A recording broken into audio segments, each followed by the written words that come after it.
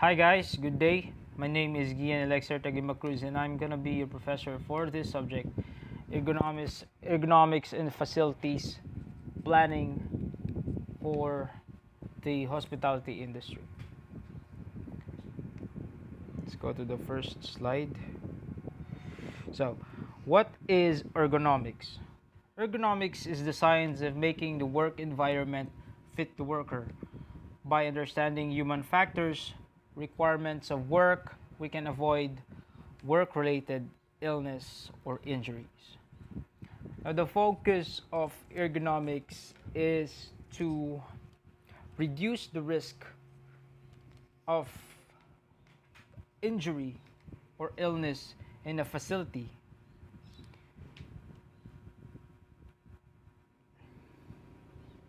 A mismatch between the physical requirement of the job and the physical capacity of the worker can result in repetitive stress injuries as well as other CTDs or cumulative trauma disorders.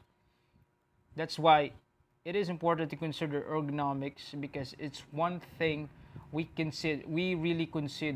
must really consider in order to provide a safer place for workers or staffs.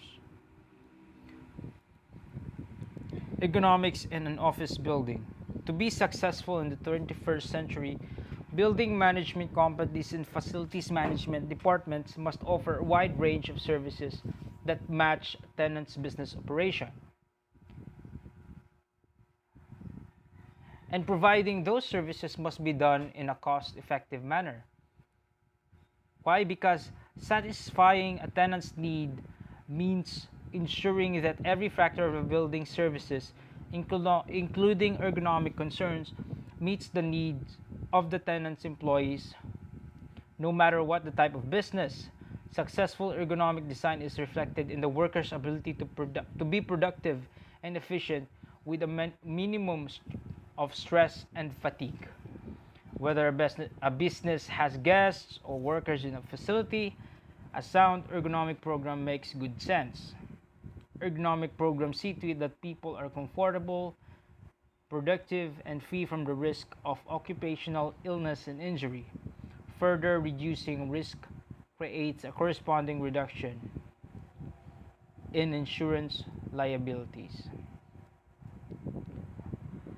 Ergonomics should be a preventive strategy. No, it shouldn't be a proactive. Ergonomics is designed to reduce risks of injuries. That's why it's called preventive. When we say proactive, the accident already occurred, and that's when you take action. When for example, your employee fell down because of your floor is not a good floor. When it gets wet, even with a little water, it gets really slippery. So he fell down because of that, and you're gonna do something about that because your employee fell down because of that. So that's proactive. You made solutions. You made solution because something happened. And when we say preventive, say preventive, you already had that problem occurred in your mind, and you already did something for that in order for that accident not to happen. Okay.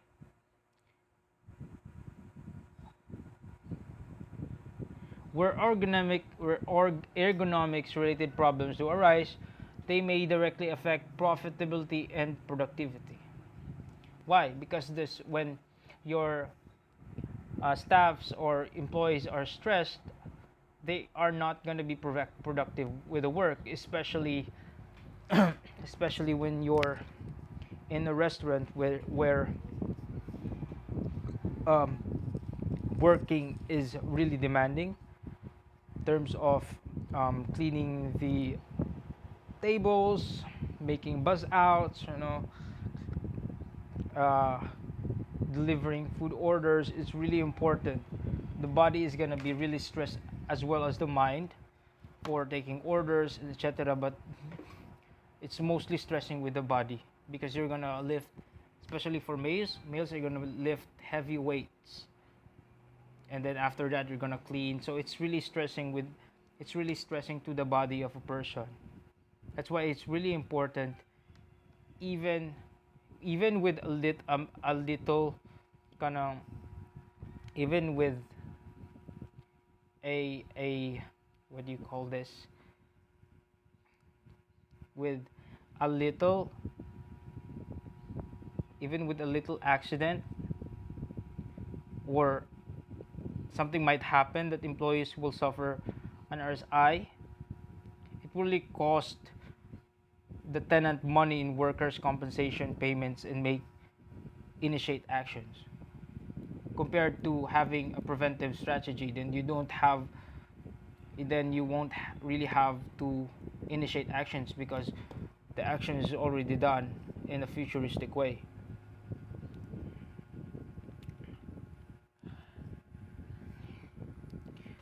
In managing ergonomic stressors, many items found in the work environment can create potential risks and hazards if their location, uses are not considered carefully. For example, slips, trips, and falls on frayed rugs, thresholds, and uneven or slippery surfaces are the number one recognized office near misses. Tripping over extension cords or slippery roads, or being cut on sharp edges and having top heavy file cabinet tip over are also recognized office standards.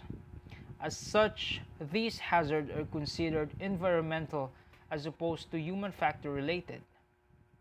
They should receive attention quickly because they affect everyone equally and are easily controlled.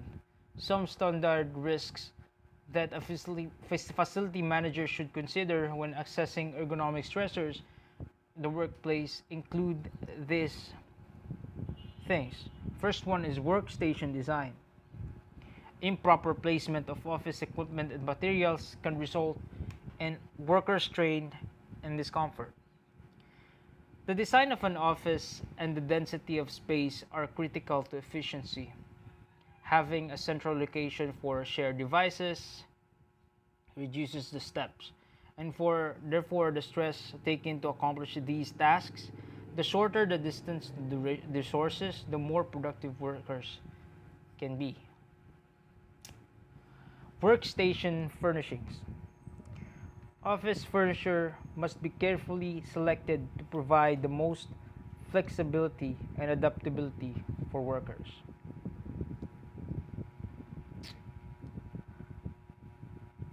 3. Lighting. Light source should be chosen to reduce glare and improve the contrast on working surfaces, paper or furniture, not on computer screens. You know, no work areas should be over illuminated. Okay? No areas should be over illuminated. When we say over illuminated, it's a bad thing. Because when you say over, it's always a bad thing, right? Over illumination is it's the presence of lighting intensity is higher than that which is appropriate for a specific activity, right? So pasabot suwaw na kayo ang kuan, masuwaw kayo ang environment, and that's gonna be a risk, as a hazard risk for your employees. You should provide kanang things that will cover those kanang suwaw part of a place, because maybe once makitag suwaw ang employee, maybe that will lead to accidents. We never know. I mean, every person is different. Every person is built different. We never know if he's really sensitive to light or something. Something might happen, right? It's really better to be preventive than be proactive. Now, next one is noise. shredders, fans, you know, other office, other equipments that contribute to background noise may adversely affect the quality of work of the work environment. I mean, who wants to work in a noisy environment? It, you know, di man gali taganahan mag musod og klase kung gasigig dukdok ng nagitrabaho sa inyong dapit sa classroom, di ba? Kay di ta kasabot unsay pang ingon sa maestra. And so as working in an environment that is really noisy. Equipment should be masked or isolated whenever its operation makes it difficult to carry on normal conversation. Kung banha na jud siya kayo, dapat lang ihawa na siya kay samok, ba? So, furnishing and standards. To manage ergonomic stressors properly, one important thing to remember is not only that the workstation should fit the workers, but also that workers must be trained to set up adjustable furnishings correctly. Dili pasabot nga imbis di pasabot nga ang workstation mo fit ra without the work of the worker. It should be a co-equal effort between both parties, right? You need to be also initiative, and you need to be initiative and aware of what might happen. That's why you need the knowledge to adjust certain things like how to use this equipment, how to use this specific thing, how to adjust this specific thing in order for you to be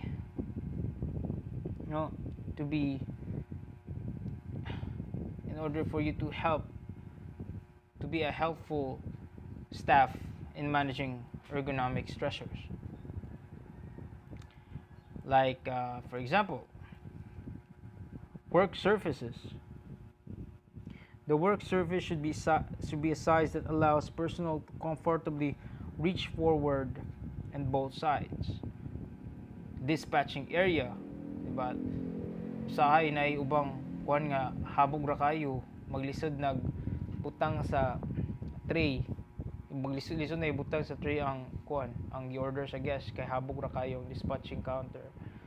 Now, it should be adjusted to a standard measurement that it will be easy for both parties, the one who prepared food and the one who are gonna serve the food. Special devices. Equally important is accommodating necessary kanang aids, such as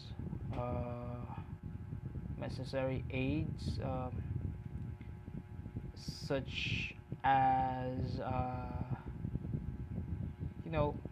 for example, headset or speakerphone to minimize head and neck movement during high intensity phone demand with a client. And this one is also important. If workers must stand for long periods, it is not dili balikayan nga ang waiter mo tindog just for a long period of time, because waiters are in big restaurants or resorts, waiters are not really allowed to sit, so they have to stand all the time and be attentive. It's really helpful for a place to provide an energy absorbent floor surface to work to reduce worker fatigue.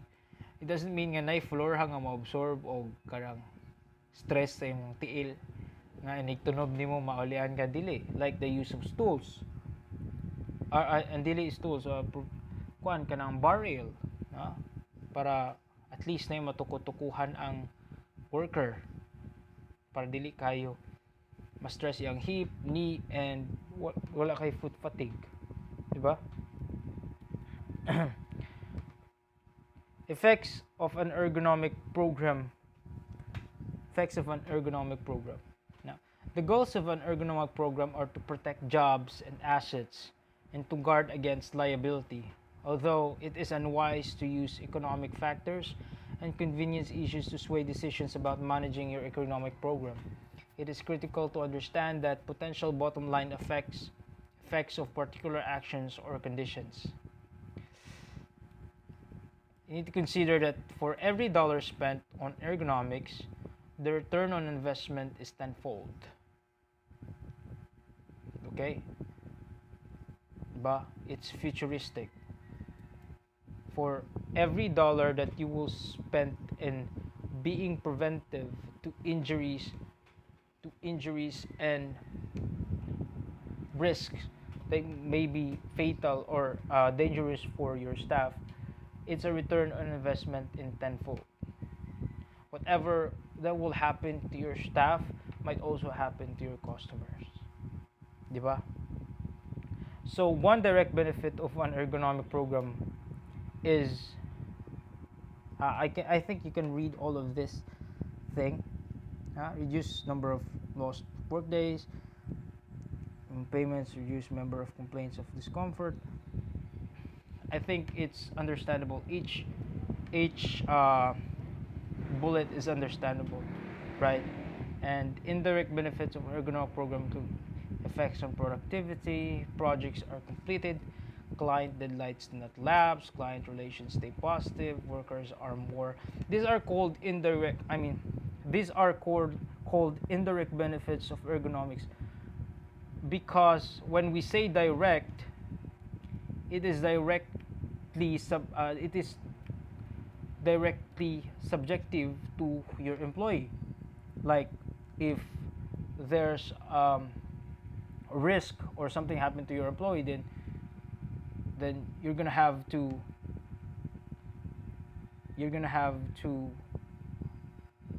lose number of work days, which is very crucial because every day is an opportunity to earn, diba? But when something happens to your employee, then it's gonna be bad for them. That's why it's direct, because it reduces the number of lost work days for your employees. It reduces number of workers' compensation claims. So it is directly subjective to your employee. So this one is called indirect benefits because when your staffs are comfortable and happy, then it will have a great effect on their productivity. And when it has great effect on their productivity, projects are going to be completed, they're going to be working in a comfortable environment.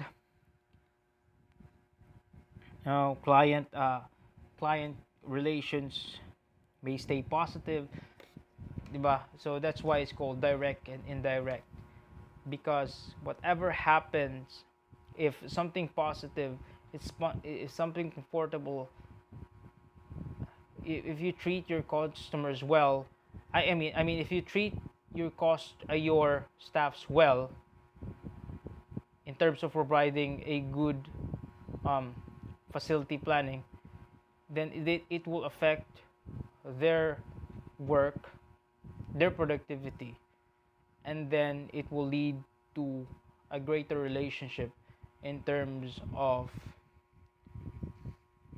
the work, in terms of the client or their work. Okay, so that will be it since it's only an overview. Okay, so that will be it. I will give you a quiz. It's really easy, so you can answer it.